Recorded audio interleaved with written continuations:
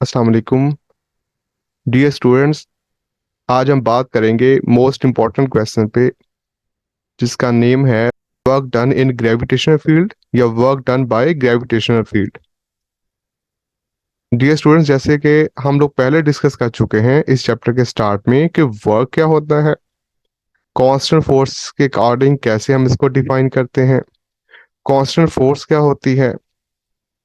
अगर ब्रीफली उन पॉइंट्स को दोबारा देखें तो हमने कहा कांस्टेंट फोर्स ऐसी फोर्स होगी जिसकी ना तो मैग्नीट्यूड चेंज हो और ना ही डायरेक्शन चेंज हो। ऐसी फोर्स को कांस्टेंट फोर्स कहते हैं। अगर इनमें से कोई एक भी पैरामीटर या मैग्नीट्यूड चेंज हो जाए या डायरेक्शन चेंज हो जाए तो हम जो फोर्स होगी हम उसको वेरिएबल फोर्स के तौर पे लेते हैं। जिसमें हमने ग्रेविटी फोर्स को डिस्कस किया, उसमें वर्क भी कैसे निकालना वो हमने डिस्कस किया। प्रीवियसली हम ये डिस्कस कर चुके हैं। आज हम डिफाइन करेंगे पहले कंजर्वेटिव फील्ड क्या होता है, फिर उसके बाद ग्रेविटेशनल फील्ड क्या होता है, और फिर हम ग्रेविटी फोर्स को लेके इसमें डिस्कशन करेंगे। तो जो कंजर्वेटिव फील्ड होता है, ऐसा फील्ड जिसके अंदर work done independent of path हो, followed followed by the body, by the object कह लो, राइट। और ऐसे ही ऐसा वर्क डन जो क्लोज पाथ में जीरो हो, तो ऐसे फील्ड को भी हम लोग जो है कंजर्वेटिव कहते हैं। हम दोनों तरह से इस इन स्टेटमेंट्स को, इन डेफिनेशंस को प्रूव करेंगे और फिर उस फोर्स को और उसके फील्ड को कंजर्वेटिव फोर्स और फील्ड के अकॉर्डिंग डिसाइड करेंगे। तो पहले हम बात करते हैं ग्रेविटेशनल फील्ड क्या होता है। ग्रेविटेशनल फील्ड जो है उसको जब हम डिफाइन करते हैं तो हम कहते हैं ग्रेविटेशनल फील्ड ये वो स्पेस है अराउंड द अर्थ है जिसके अंदर जो ग्रेविटी फोर्स एक्सर्ट होती है, तो with in which it exerts the force of attraction on other body, दूसरी बॉडीज पे फोर्स जो एक्सर्ट होती है हम उसको ग्रेविटेशनल फील्ड का नाम देते हैं। तो फिर ग्रेविटेशनल फील्ड जो होगा, हम इसको जब डिफाइन करते हैं हम कहते हैं स्पेस है या रीजन है अराउंड द अर्थ है, ठीक है, जिसमें जिसके अंदर ये फोर्स किसी बॉडी पे वो अट्रैक्शन की वो एक्सर्ट हो रही हो, that is called gravitational field. या इसको हम ऐसे भी कह सकते हैं वेरी सिंपल वर्ड में कि ये ऐसे ऐसा रीजन है, ऐसी स्पेस है अराउंड द अर्थ है जिसके अंदर ग्रेविटेशनल फोर्स एक्ट्स करती है किसी बॉडी पे, that is called gravitational field.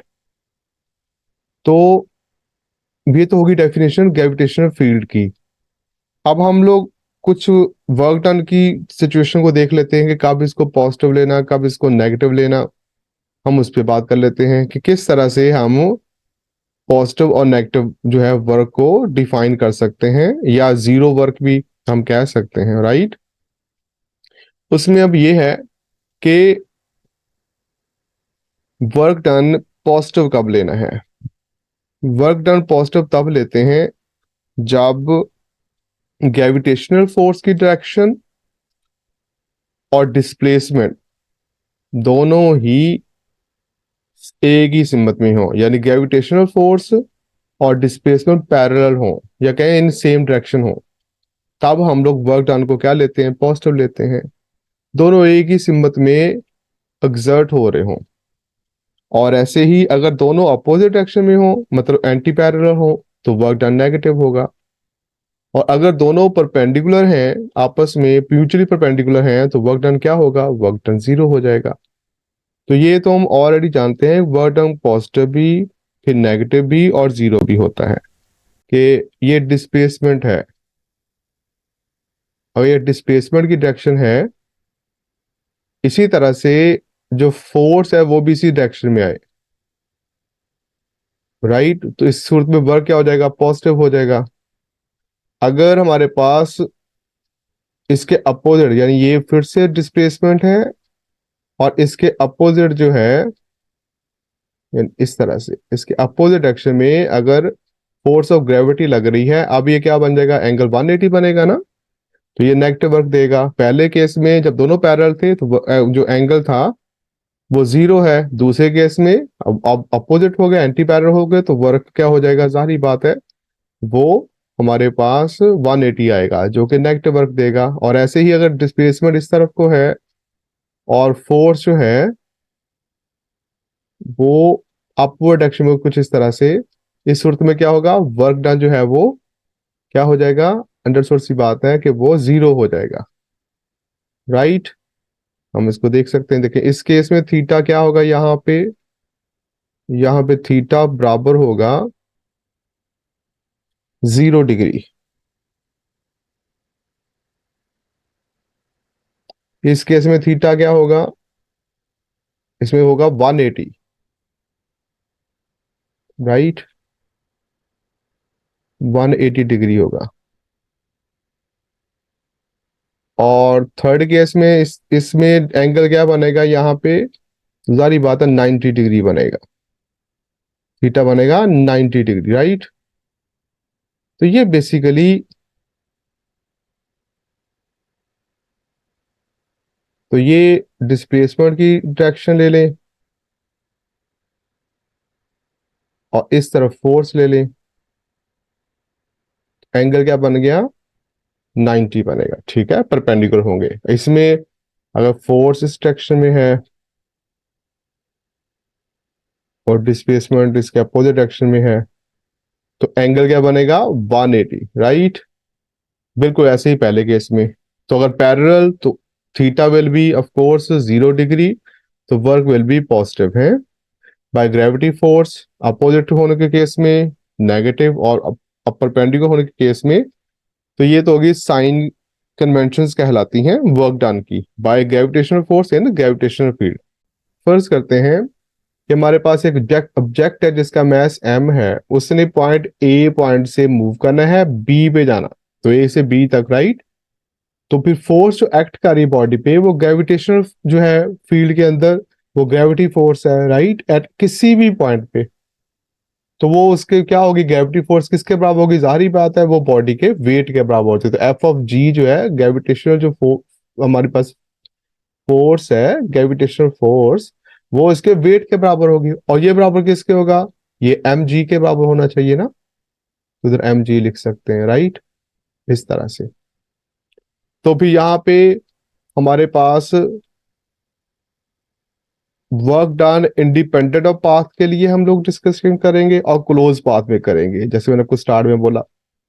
तो ऐसा फील्ड जिसमें work done independent of path followed हो बाय द बॉडी, और क्लोज पाथ के केस में 0 हो जाए, ऐसे फील्ड को कंजर्वेटिव फील्ड बोलते हैं। क्या बोलते हैं, ये बेसिकली किस डेफिनेशन की तरफ लेके जा रहा है, कंजर्वेटिव जो है, कंजर्वेटिव फील्ड की तरफ लेके जाएगा हमें। ठीक है, तो उसको डिफाइन करने जा रहे हैं कंजर्वेटिव,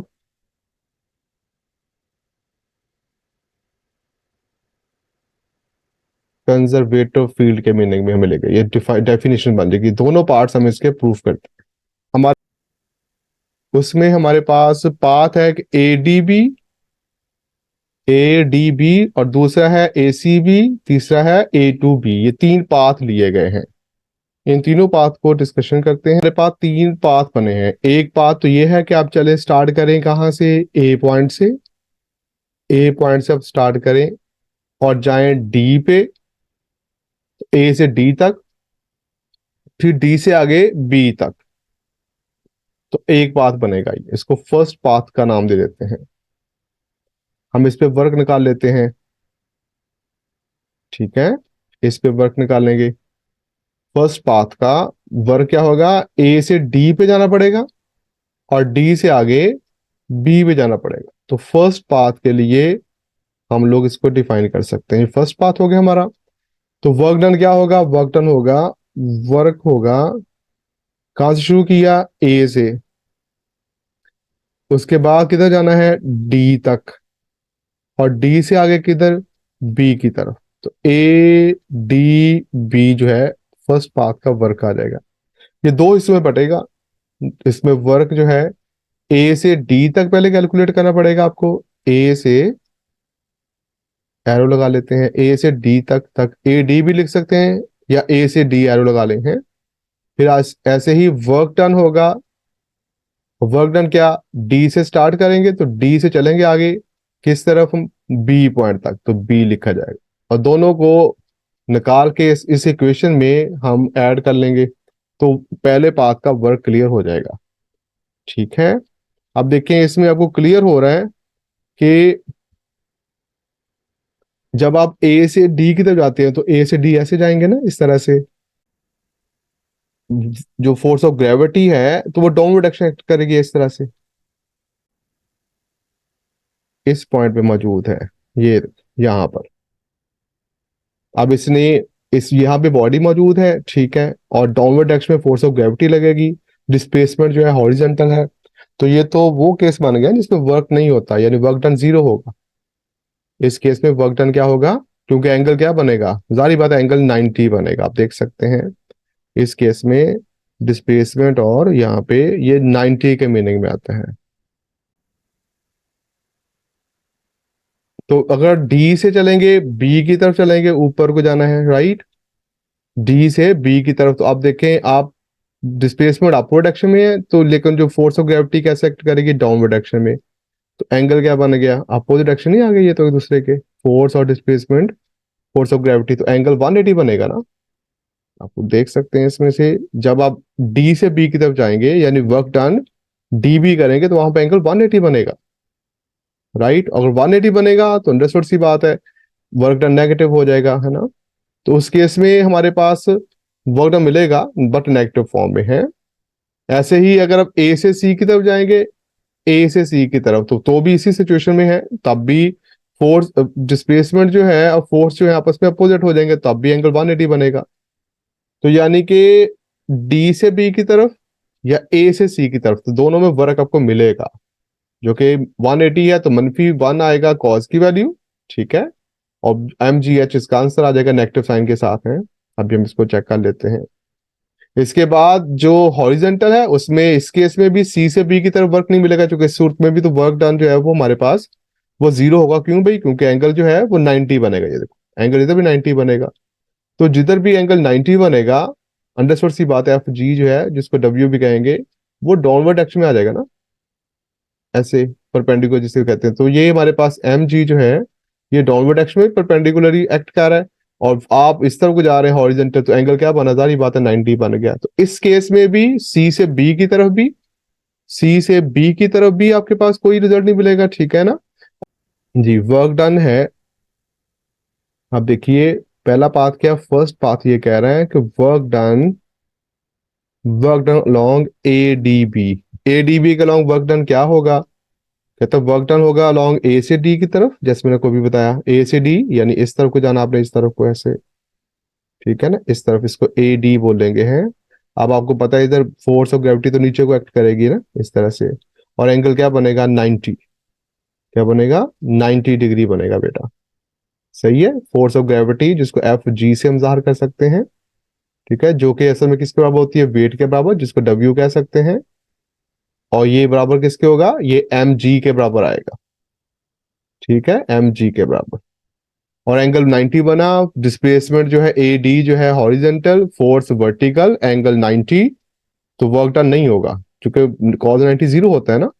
तो फिर work done along A D क्या लिखा जाएगा, वर्क डन ए से डी की तरफ सिफर हो जाएगा, ठीक है, क्योंकि वो हमारे पास जीरो है और उसमें डब्ल्यू जो है जिसको ग्रेविटी फोर्स कह रहे हैं ना, वो हमारे पास डाउनवर्ड डायरेक्शन में एक्ट करेगी, एंगल 90 बनेगा। तो वर्क डन ए से डी जो कि हमारे पास असल में कैसे लिखा जाएगा, ये एफ जी डॉट डिस्प्लेसमेंट यहाँ पे डी कह लो है, या ए डी का नाम दे दो, और इस पे वेक्टर की सिंबल लगाते हैं। तो ये डॉट प्रोडक्ट बन गया ना फोर्स और डिस्प्लेसमेंट का, जो कि वर्क के मीनिंग में आता है ना, तो ये डब्ल्यू बन गया। अब एफ जी बराबर किसके है, एफ जी बराबर डब्ल्यू के, जो कि एम जी होगा है। और डी यहाँ पे डिस्प्लेसमेंट जो कि ए डी के बराबर है, लेकिन एंगल 90 होने की वजह से वर्क डन क्या हो जाएगा, वो 0 हो जाएगा। तो वर्क डन ए से डी 0 हो गया, राइट। इसके बाद डी से बी की तरफ देखें तो डिस्प्लेसमेंट तो डी से बी की तरफ है, बट फोर्स ऑफ ग्रेविटी किधर है? फोर्स ऑफ ग्रेविटी की डायरेक्शन जो है वो तो डाउनवर्ड है ना, मतलब डाउनवर्ड डायरेक्शन में ऐसे नीचे को ग्रेविटी फोर्स, तो ये तो अपोजिट डायरेक्शन हो गई ना। अब इसमें एंगल क्या बनेगा? एंगल 180 बनेगा। एंगल क्या बना इसमें? 180 आएगा ना, अंडरस्टूड सी बात है। चूंकि अपोजिट डायरेक्शन हो गया ना, तो इसलिए वर्क वर्क हमारे पास नेगेटिव होगा, चूंकि cos 180 मनफी में होता है ना, दैट्स वाई हम इसको नेगेटिव वर्क यानी मनफी आएगा, ठीक है। मनफी एम जी। डिस्प्लेसमेंट यहाँ पे क्या है, जो डी बी है जो कि एच के बराबर है, तो मनफी एम जी एच इसका आंसर आना चाहिए, ठीक है। जो वर्क डन है वो मनफी एम जी एच आना है, क्योंकि डी बी जो है क्या है, वर्टिकल है डायरेक्शन में। और जो फोर्स ऑफ ग्रेविटी जो कि वेट के बराबर है ना, वो कैसे एक्ट कर रही है, डाउनवर्ड डायरेक्शन में। तो एंगल क्या बना, अपोजिट होने की वजह से, या एंटी पैरेलल होने की वजह से 180 बन जाएगा।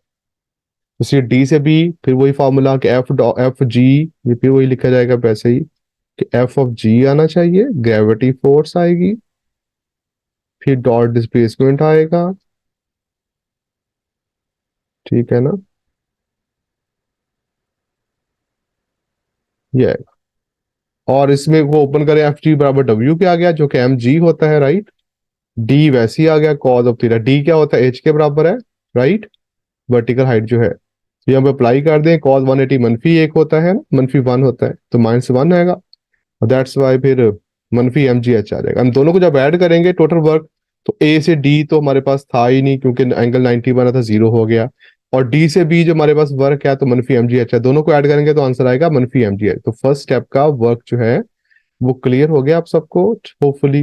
अब हम आगे बढ़ते हैं ए से सी की तरफ, और फिर सी से बाद में, तो ए से जाएंगे सी की तरफ, और सी से जाएंगे फिर आगे हम लोग बी की तरफ। तो ए सी अलोंग सी बी दोनों को ऐड अप करेंगे तो टोटल आ जाएगा। अब देखें ए सी के अलोंग फिर वही काम है जो पहले आया था डी से बी की तरफ, तो एंगल क्या बना था, 180 बना था ना।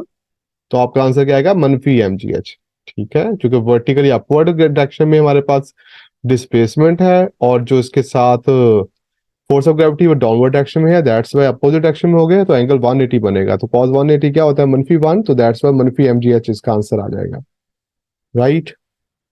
और दूसरा जो है सी से बी की तरफ, फिर वो हमारे पास हॉरिजेंटल बन गया, तो हॉरिजेंटल में डायरेक्शन में एंगल जो है वो 90 बनेगा, जो कि ये डिस्प्लेसमेंट बनेगा जो सी से बी की तरफ है।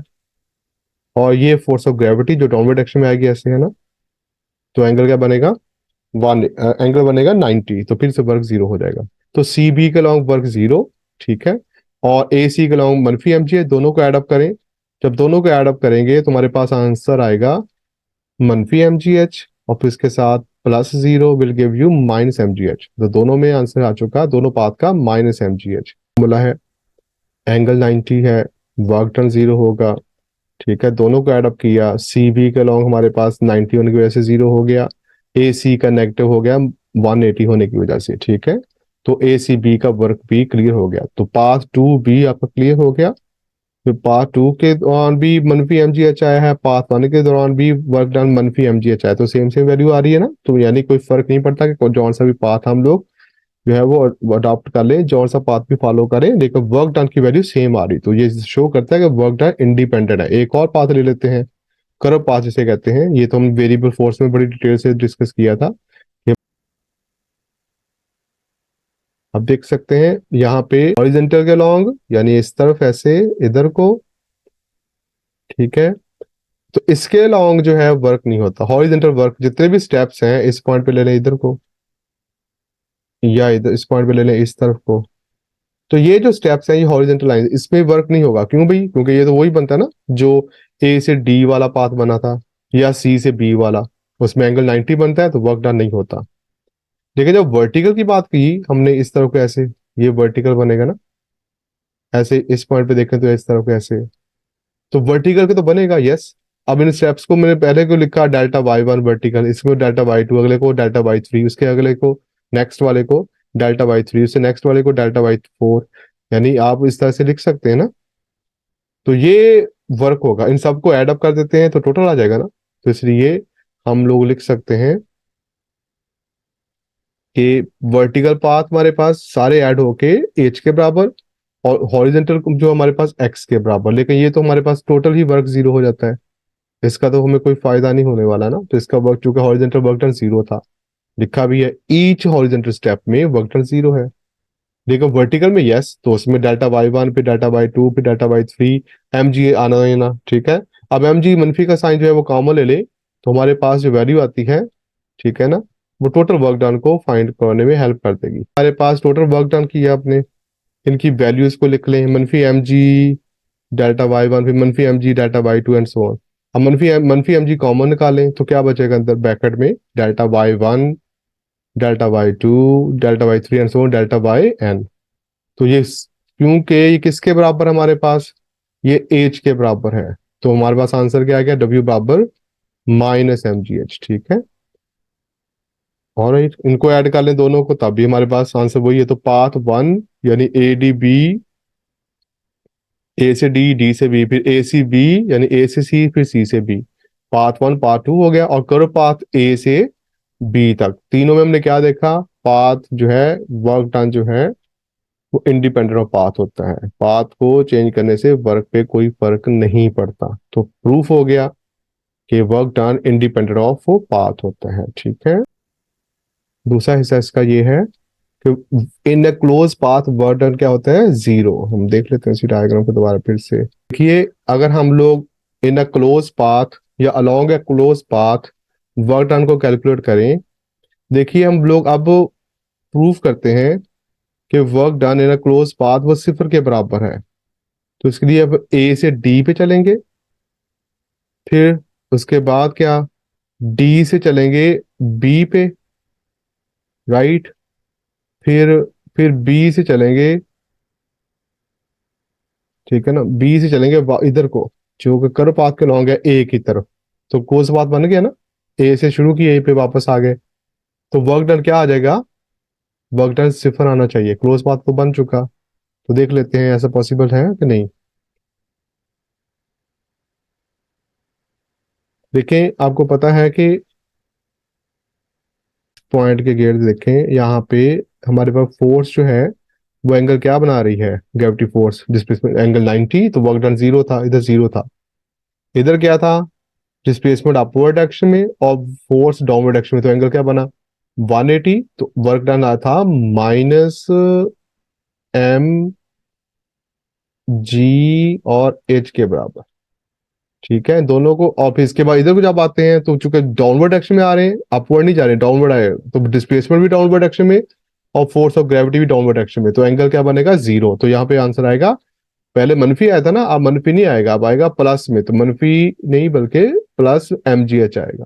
अब तीनों को ऐड करें तो ये माइनस और ये प्लस वाली टर्म कैंसिल हो जाएगी, ये पहले जीरो है, तो तीनों का सम क्या आ गया, जीरो नहीं आ गया। तो work done along the close path must be equal to zero है। तो हो चुका है ना। तो इस पाथ को क्लोज पाथ का नाम देते हैं, और इस वर्क को जीरो लेंगे, ठीक है ना। और इस किसी भी सिचुएशन में ऐसे क्रिएट हो जाए तो हम उसको बोलते हैं ये कंजर्वेटिव फील्ड है, ठीक है। दूसरी डेफिनेशन भी क्लियर होगी। अगर आपने ऐसे नहीं करना तो इसका दूसरी पॉसिबिलिटी क्या बन सकती है, हम इसको ऐसे भी कर सकते हैं, मैं आपको बताता हूँ। हम इसको ऐसे भी कर सकते हैं कि आप चले ए से सी पे, तो 180 एंगल, तो यहाँ पे क्या आएगा, जारी बात है यहाँ पे मनफी आएगा। फिर सी से बी की तरफ तो कोई वर्क नहीं होगा, क्योंकि फोर्स और डिस्प्लेसमेंट 90 एंगल से सी बी के लॉन्ग है। फिर बी से वापस आ जाए डी पे, अब नीचे को आ रहे हैं, यानी ए और सी वाला ही आएगा वर्क, लेकिन अपोजिट आएगा। पहले इधर आया 180, इस तरफ जो है हमारे पास वर्क क्या है, इस तरफ जो है ए से सी की तरफ -mgh। लेकिन जब बी से डी की तरफ, आप डी से बी की तरफ नहीं जा रहे बल्कि नीचे को आ रहे हैं, डी से बी की तरफ नहीं बल्कि बी से डी की तरफ। तो इसका मतलब ये हुआ सिंपल कि एंगल क्या बनेगा, अब आप ऐसे नीचे को आ रहे हैं, ऐसे है ना, और डिस्प्लेसमेंट भी इधर कोई है, तो आप उसमें सेम डायरेक्शन बन गई ना। तो इसका मतलब ये हुआ कि इसका जो आंसर था -mgh, -mgh, इधर क्या आएगा, इधर आ जाएगा +mgh। प्लस mgh, ठीक है ना। दोनों को ऐड करें, आंसर 0, और इधर तो वर्क होता है 0 है। तो देखिए, अगर हम लोग, जब अब ए से डी की तरफ आना है तो एंगल 90 बनना, ए से डी की तरफ या डी से, तो एंगल तो चूंकि परपेंडिकुलर आएगा ना, तो इसलिए क्या है, ए से सी की तरफ -mgh, और राइट, सी से बी की तरफ 0, फिर बी से डी की तरफ +mgh, और यहाँ पे फिर 0। तो दैट मीन टू से कि ये ऐड करें तो नेगेटिव पॉजिटिव मिलके कैंसिल हो जाएंगे, और जो 0 है वो तो कुछ भी नहीं करेगा, वो तो है ही 0। तो बात खत्म हो गई है। तो वर्क डन क्लोज पाथ में 0 के बराबर है। और अब इसको कैसे ले सकते हैं उस केस में, फिर हमारे जो एरो कैसे लगेंगे, वर्क डन अब चलेंगे जी किधर, ए से सी की तरफ, फिर अगले पॉइंट में फिर हम चलेंगे ए से सी की तरफ, तो आगे चलेंगे सी से बी की तरफ, फिर से अगले पॉइंट पे फिर आएगा बी से डी की तरफ, और फिर अगर हम बात करें, फिर चलेंगे डी से ए की तरफ। तो देखें, ऐसे भी आ सकते हैं, ए से सी, सी से बी, बी से डी, और डी से ए की तरफ, ऐसे भी पॉसिबिलिटी बनती है, ठीक है। तो वर्क डन यानी क्लोज पाथ तो ये भी बन गया, इसमें वर्क डन भी 0 है। यानी जौन सा मर्जी आप लोग जो मैकेनिज्म जो अडॉप्ट कर लें, आप ए से सी पे चले जाएं, नो प्रॉब्लम, ठीक है ना, ए से सी पे चले जाओ, या सी से या सी से चले जाए उस पे बी पे, तब भी सिचुएशन यही बनेगी, ठीक है, राइट। कुछ पॉइंट्स हैं, उस पर बात कर लेते हैं। देखिए, जो वर्क डन हमारे पास है, तो लिखता है कंक्लूजन में, work done in earth gravitational field is independent of path followed. तो पहली स्टेटमेंट भी क्लियर होगी। क्लोज पाथ के लॉन्ग 0, वो भी मैंने क्लियर कर दिया आपको, ठीक है। तो कंजर्वेटिव फील्ड होता क्या है, उस पर बात कर लेते हैं। कंजर्वेटिव फील्ड जो है वो है जिसमें work done in moving a body between 2 points, वो इंडिपेंडेंट पाथ हो, या फिर वर्क डन जो है मूविंग बॉडी का अराउंड द क्लोज पाथ वो क्या हो, 0 हो, तो उसको कंजर्वेटिव फील्ड बोलते हैं। फिर बात कर लेते हैं, उसमें हमारे पास ये रहा कंजर्वेटिव फील्ड में। अब हमारे पास कौन कौन से हैं एग्जांपल्स में, ग्रेविटेशनल फील्ड है जिसको मैंने एग्जांपल के तौर पे लेके इसमें डिस्कस किया, इलेक्ट्रिक फील्ड भी कंजर्वेटिव फील्ड ही होता है, मैग्नेटिक फील्ड भी कंजर्वेटिव फील्ड ही होता है। तो 3 इसके एग्जांपल्स में भी हुए हैं, ठीक है। नॉन कंजर्वेटिव फील्ड तो सारी बात जो डेफिनेशन की है उनका रिवर्स कर दें, कि जिसमें वर्क डन इंडिपेंडेंट हो उसको कंजर्वेटिव तो नहीं हो, डिपेंड करेगा, तो सारी बात है उसको फिर, यानी डिपेंड करता है उसको फिर नॉन कंजर्वेटिव बोलते हैं, ठीक है। और वर्क डन क्लोज पाथ के लॉन्ग क्या था, 0 था। अब यहाँ पे क्लोज पाथ के लॉन्ग 0 नहीं होना चाहिए, तो इज नॉट 0 है, that is called non conservative field. अगर हम इस, ठीक है, तो ये भी मेक श्योर करें आपको इसका आइडिया हो गया होगा डेफिनेशन के अकॉर्डिंग। अच्छा, फील्ड आ जाए या फोर्सेज आ जाए, सब पूछ रहे थे फोर्सेस बताएं जी, तो फोर्सेस भी पूछते हैं। तो फिर जिसके जिस जिस फोर्स की वजह से, ठीक है, वर्क डन क्लोज पाथ के अलॉन्ग 0 हो, उसको बोलते हैं कंजर्वेटिव, क्या बोलते हैं, फोर्स बोलेंगे, फील्ड नहीं बोलेंगे। जब फोर्स की, जिस फोर्स की वजह से हो रहा है ना, उस फोर्स को फिर बोलते हैं कंजर्वेटिव फोर्स, और जिसकी वजह से इंडिपेंडेंट ऑफ पाथ हो, उस फोर्स को भी नाम देते हैं कंजर्वेटिव फोर्स का, ठीक है। तो फील्ड और फोर्स में डिफरेंस आपको पता होना चाहिए। फील्ड पूछेंगे तो फील्ड बताएंगे, फोर्स पूछेंगे तो फोर्स बताएंगे आप लोग। जो अगर फील्ड का पूछा जाए तो फील्ड बताएं, अगर फोर्स का पूछा जाए तो फोर्स बताएं, ठीक है। ये मेक श्योर करें आप सबको पता हो इस बात का, ठीक है।